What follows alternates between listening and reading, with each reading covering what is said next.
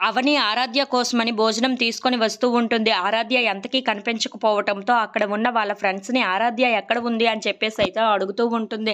ఆ మాటలు వినగానే అక్కడ ఉన్న వాళ్ళ ఫ్రెండ్స్ అయితే అదుగోండి అక్కడే ఉంది అని చెప్పేసి అయితే ఆరాధ్యని చూపిస్తూ ఉంటారు. ఇంతలో పల్లవి ఆరాధ్యకి భోజనం తినిపిస్తూ ఉంటుంది. అది చూడగానే అక్కడ ఉన్న ఆరాధ్య అయితే నేను తినను నువ్వు భోజనం పెడితే అని చెప్పేసి అయితే తోసేస్తూ ఉంటుంది. ఇంతలో అక్కడ ఉన్న పల్లవి అయితే చాలా కోపంగా ఆరాధ్య అని చెప్పేసి అయితే తనను కొట్టబోతూ ఉంటుంది. ఇంతలో అక్కడికి అవని వచ్చి పల్లవి ఏం చేస్తున్నావు నువ్వు అని చెప్పేసి అయితే చాలా గట్టిగా అరుస్తూ ఉంటుంది.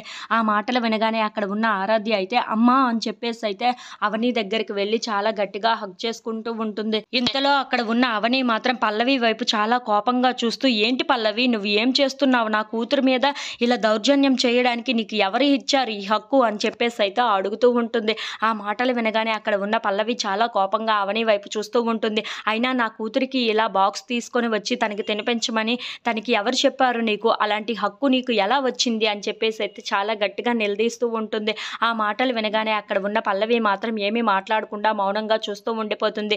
ఇంతలో అక్కడ ఉన్న అవని మాత్రం అవును నీకు అలాంటి హక్కులు కానీ అవి కానీ ఎవరు ఇచ్చారు నా కూతురు మీద ఇలా దౌర్జన్యం చేయడానికి అని చెప్పేసి అయితే అడుగుతూ ఉంటుంది.